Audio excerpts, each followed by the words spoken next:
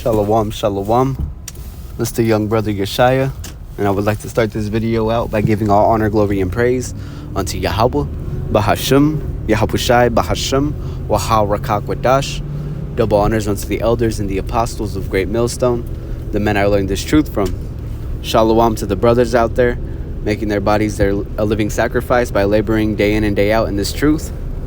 And shalawam to the very few sisters out there hearkening unto this word. Now, this is Luke chapter 14 and verse 26. If any man come to me and hate not his father and mother and wife and children and brethren and sisters, yea, and his own life also, he cannot be my disciple.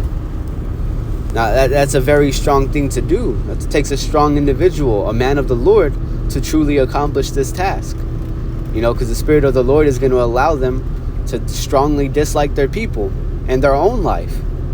Because you gotta put away the things of this world to follow the Lord. And that's what we do, to the best of our abilities. Of course, brothers, we gotta work. We gotta go get our daily bread. Keep food in our bellies, so we don't just die from starvation. Keep a roof over our heads. The Lord understands these things. But when you obsess over the dollars, you obsess over everything else besides this word, you're going to fall out. You're going to lose faith. So there's going to be highs and lows when it comes to this word. When it comes to doing the works, you're going to have highs and lows. So that's why it's a key point to be disciplined. If you're disciplined, you're going to maintain. If you're just strictly following out off of passion, the moment you don't have that passion, you're going to not want to work. You're going to not want to do the works for the Lord. Just as if you only went to your job whenever you felt like it. You can't just call out every time you don't want to show up, because then, you'll lose your job. So you can't just give up on the Lord and not go out and teach or make videos just because you feel like it. That's what you feel like. You see, we live in a society where they put their feelings before they put what's real, what's really important. You can't be on a diet and expect to cheat every day of the week and still see results, to lose weight, gain weight, whatever it is, So it takes discipline to follow the Lord. And that's something that we have to all sharpen up on. Here a little, there a little. We got to be better, because the men of the Lord are men of value. And if you're gonna have faith that you are one of those men or women, you got to carry yourself in that manner. You got to show your works. Show your faith by showing your works. Now this is if any man come to me and hate not his father and mother and wife and children, strongly dislike them, and brethren and sisters, yea, and his own life also. You got to strongly dislike the people of this world. He cannot be my disciple. And whosoever doth not bear his cross and come after me cannot be my disciple. Bearing your cross means to deal with what you got to deal with. The Lord understands we all got stuff we're going through in this life, this so-called life, because there's nothing really here to live for besides this word. Now it says, for which of you, intending to build a tower, sitteth not down first and counteth the cost, whether he has sufficient to finish it. You got to be willing to look yourself in the mirror and ask yourself if you're down for this. You're really going to ride for the Lord, unto eternal life or death, whatever it is first. Because some brothers are going to have to see death. Now, that's not what we hope for and wish for, but that's just the reality of it. We're going to have martyrers for this word. Now, that word hate, if you go into the etymology, it says regard with extreme ill will. You look at these people in the world like, man, what the fuck is wrong with you? Why the hell you keep eating these foods the Lord told us not to? Now, you don't got to be over righteous and go and tell every single buddy you run into. That's not what the Lord commanded us to do. We go out there and teach when the time is right. That's what we make videos for. If the Lord wants them to hear it, they're going to click the video, whether it be from you or another brother. We don't have to be over righteous and telling people at Walmart. We're not like these bugged out Christians that think they got to go tell everyone about their false Messiah, that false name. They love preaching that false name because that false name is nothing but a false idol. It's a false god. So the Heavenly Father's true name is Yahawah, and his only begotten Son is Yahawashi, point blank, period. English wasn't the first language. The letter J didn't exist when the Son of the Lord was on the scene. So to regard with extreme ill will, we regard our people that are not in the truth with extreme ill will, have a passionate aversion to treat as an enemy. We have to treat our own lives as enemies.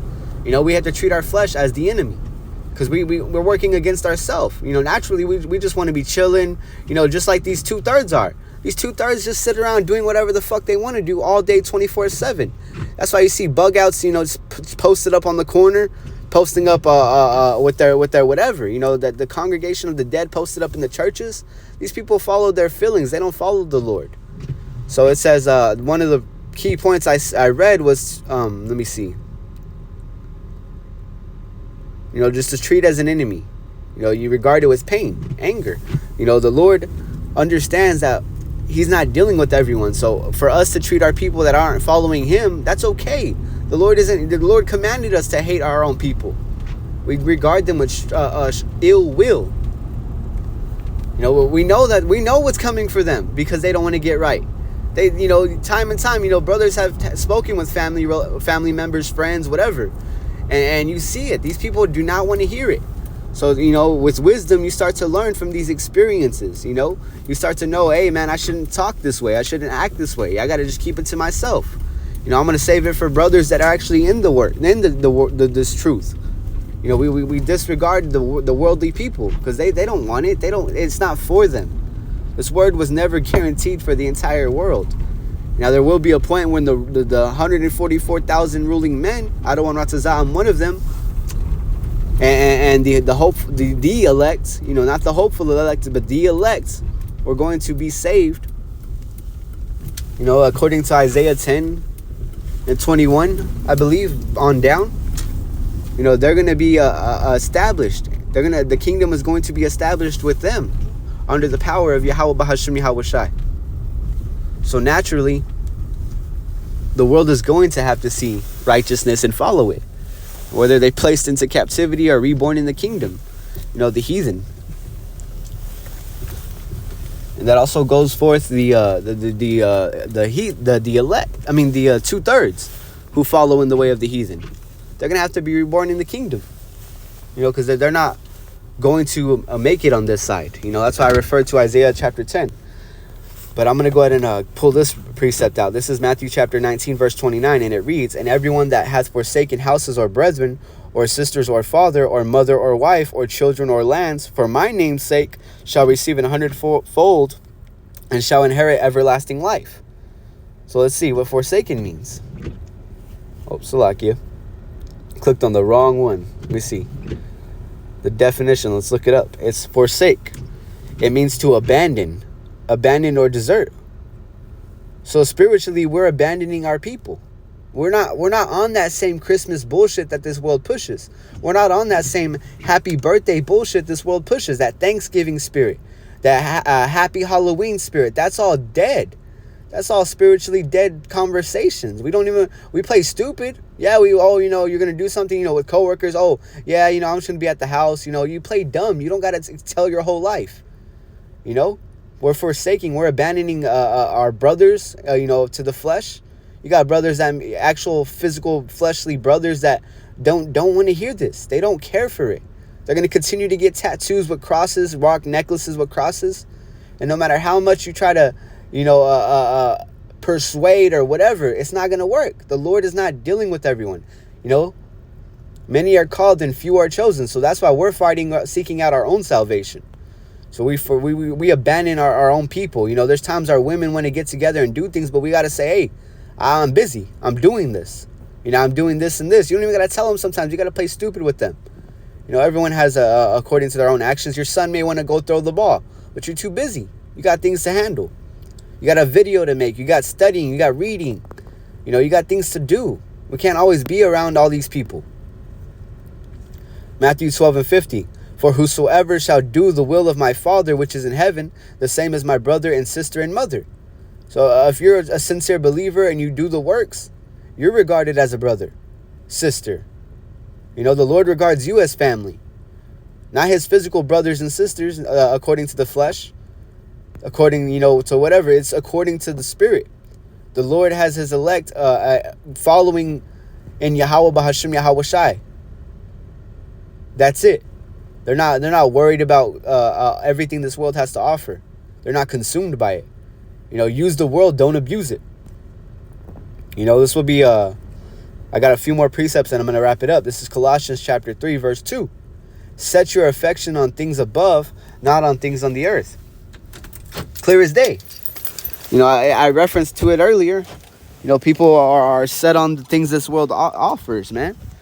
And they don't see any other way. These people think it's crazy. They can't stand it. It's in Proverbs where it states that the upright are an abomination to the wicked, and the wicked are an abomination to the upright. I butchered it, but I'm just paraphrasing. So set your affection on things above, the heavenly things, the spiritual things. The Lord commanded us to store treasures in the heavens, which is this word. Not on the things on the earth. We ain't worried about every little thing this world has. What they're going to try to trick us with. Satan's going to use these things that we've gathered and collected and try to use it as a way to control us. That's why he wants to put that C-hip in you. Now this is 1 Timothy chapter 4, verse 13. Till I come, give attendance to reading, to exhortation, to doctrine. There you go. The Lord didn't command you to give attendance to your worldly family. The people that you haven't came around as much, you don't really do this, I don't get why you stay away. You gotta put these people to the side and really realize what matters in the eyes of the Lord. So 𝐤𝐄𝐅𝐿𝐿, this lesson was edifying. I would like to close out by giving all honor, glory, and praise unto Yahawah, BAHASHAM, Yahawashi, BAHASHAM, Qadash. Double honors unto the elders and the apostles of Great Millstone. SHALAWAM to the hopeful elect.